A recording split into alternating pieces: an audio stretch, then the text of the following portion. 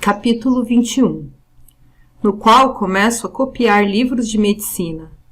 Grandes progressos da aluna invisível. Beremiz é chamado a resolver um problema.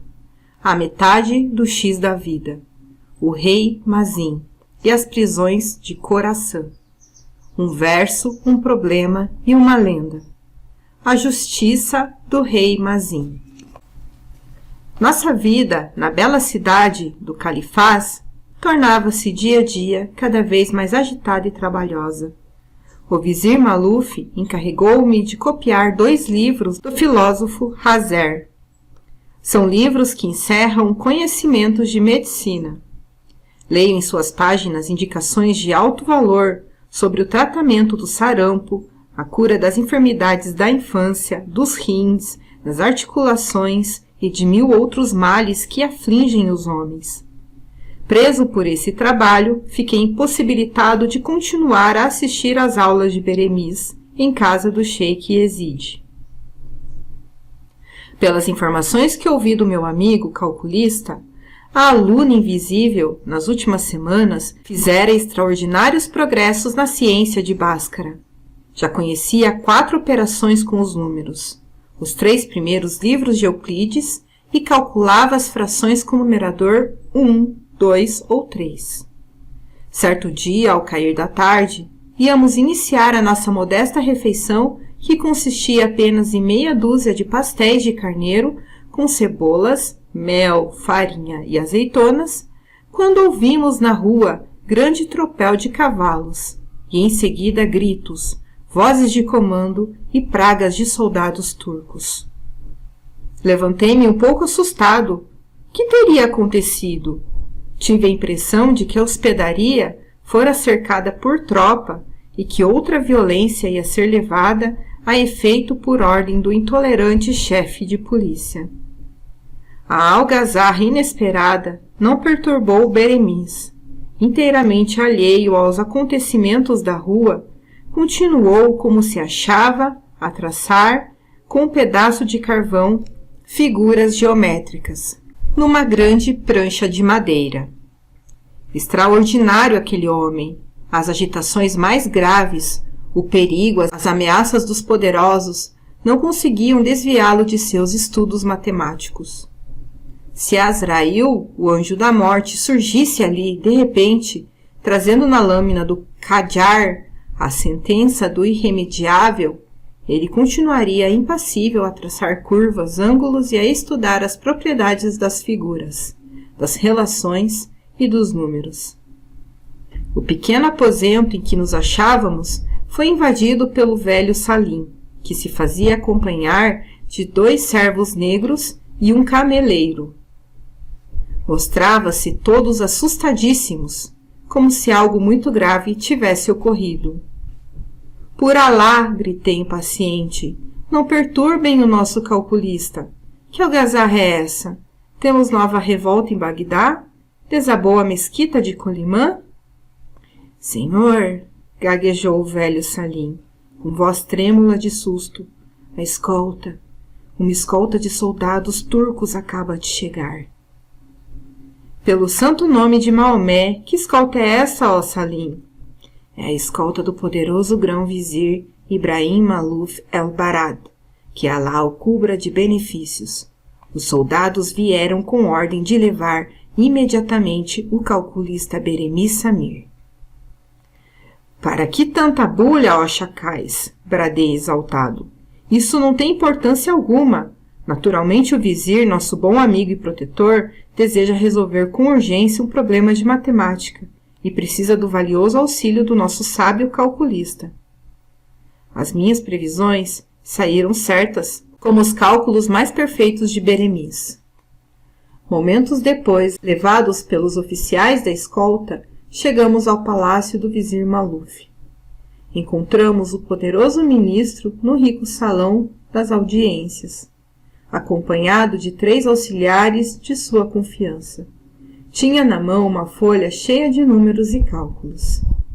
Que novo problema seria aquele que viera perturbar tão profundamente o espírito do digno auxiliar do califa? O caso é grave, ó calculista, começou o vizir dirigindo-se a Beremiz.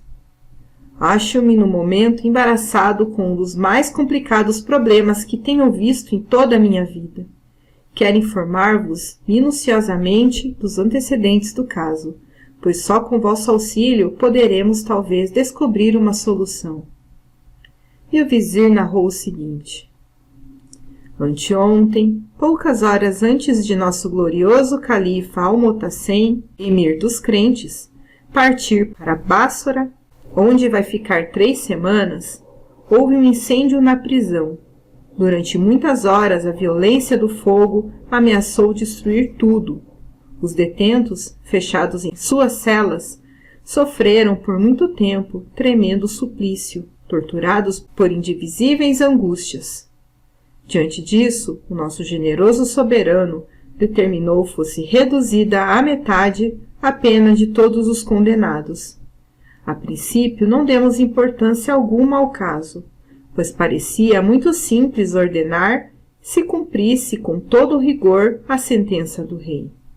No dia seguinte, porém, quando a caravana do príncipe dos crentes já se achava longe, verificamos que a tal sentença de última hora envolvia problema extremamente delicado, sem a solução do qual não poderia ter perfeita execução.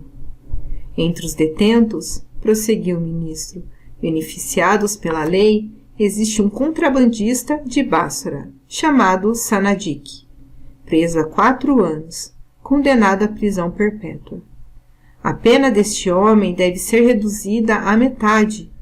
Ora, como ele foi condenado à prisão por toda a vida, segue-se que deverá agora, em virtude da lei, ser perdoado da metade da pena, ou melhor, da metade do tempo que ainda lhe resta viver. Viverá ele ainda certo tempo X, desconhecido. Como dividir por 2 um período de tempo que ignoramos? Como calcular a metade do X da vida? Depois de meditar alguns minutos, Beremiz respondeu. Esse problema parece-me extremamente delicado, por envolver questão de pura matemática e interpretação de lei. É um caso que interessa a justiça dos homens e a verdade dos números. Não posso discuti-lo com os prodigiosos recursos da álgebra e da análise, antes de visitar a cela em que se acha o condenado Sanadik. É possível que o X da vida esteja calculado pelo destino na parede da cela do próprio condenado. Julgo infinitamente estranho o vosso alvitre, observou o vizir. Não me entra na cabeça a relação que possa existir entre as pragas com que os loucos e os condenados adornam os muros das prisões e a resolução algébrica de tão delicado problema. Sidi, atalhou Beremiz.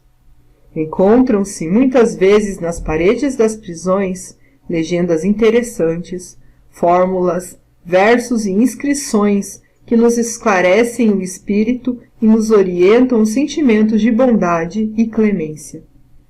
Conta-se que, certa vez, o rei Mazin, senhor da rica província de Khorasan, foi informado de que um presidiário hindu escrevera palavras mágicas na parede da sua cela. O rei Mazin chamou um escriba diligente e hábil e determinou-lhe copiasse todas as letras, figuras, versos ou números que encontrasse nas paredes sombrias da prisão. Muitas semanas gastou o escriba para cumprir na íntegra a ordem extravagante do rei. Afinal, depois de pacientes reforços, levou o soberano dezenas de folhas cheias de símbolos, palavras ininteligíveis, figuras disparatadas, blasfêmias de loucos e números inexpressivos. Como traduzir ou decifrar aquelas páginas repletas de coisas incompreensíveis? Um dos sábios do país, consultado pelo monarca, disse: Rei, essas folhas contêm maldições, pragas, heresias, palavras cabalísticas, lendas e até um problema de matemática com cálculos e figuras. Respondeu o rei: as maldições, pragas e heresias não acordam a curiosidade que me vive no espírito.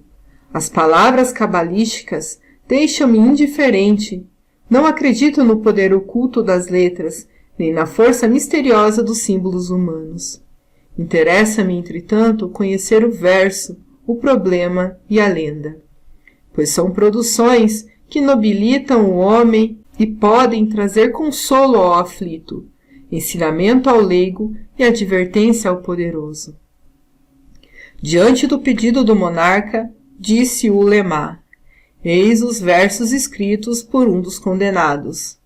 A felicidade é difícil porque somos muito difíceis em matéria de felicidade. Não falhes da tua felicidade a alguém menos feliz do que tu. Quando não se tem o que se ama, é preciso amar o que se tem. Eis agora o problema escrito a carvão na cela de um condenado. Colocar 10 soldados em 5 filas, tendo cada fila 4 soldados. Esse problema aparentemente impossível tem solução muito simples, indicada pela figura no qual aparecem 5 filas com 4 soldados em cada. E a seguir, o ulema, para atender o pedido do rei, leu a seguinte lenda. Conta-se que o jovem Zhu Sheng dirigiu-se um dia ao grande Confúcio e perguntou-lhe: quantas vezes, ó esclarecido filósofo, deve um juiz refletir antes de sentenciar? Respondeu Confúcio: 1 vez hoje, 10 vezes amanhã. Assombrou-se o príncipe Zhu Sheng ao ouvir as palavras do sábio. O conceito era obscuro e enigmático. 1 vez será suficiente, elucidou com paciência o mestre, quando o juiz, pelo exame da causa, concluir pelo perdão. 10 vezes, porém, deverá o magistrado pensar sempre que se sentir inclinado a lavrar sentença condenatória. E concluiu com a sua incomparável sabedoria: erra, por certo, gravemente aquele que hesita em perdoar. Erra, entretanto, muito mais ainda aos olhos de Deus aquele que condena sem hesitar. Admirou-se o rei Mazin ao saber que havia nas paredes úmidas das enxovias, escrita pelos míseros detentos, tanta coisa cheia de beleza e curiosidade. Naturalmente, em meio de quantos amarguravam seus dias do fundo das celas. Havia inteligentes e cultos. Determinou, pois, o rei fossem revisto todos os processos de julgamento e verificou que inúmeras sentenças traduziam clamorosas injustiças. E assim, em consequência da descoberta feita pelo escriba, viram-se restituído à liberdade muitos inocentes e foram reparadas dezenas de erros judiciários. Tudo isso pode ser muito interessante, retorquiu o vizir Maluf. Mas é bem possível que nas prisões de Bagdá não se possa encontrar figuras geométricas, versos ou lendas morais. Quero ver, porém, o resultado a que pretendeis chegar. Vou permitir, portanto, a vossa visita à prisão.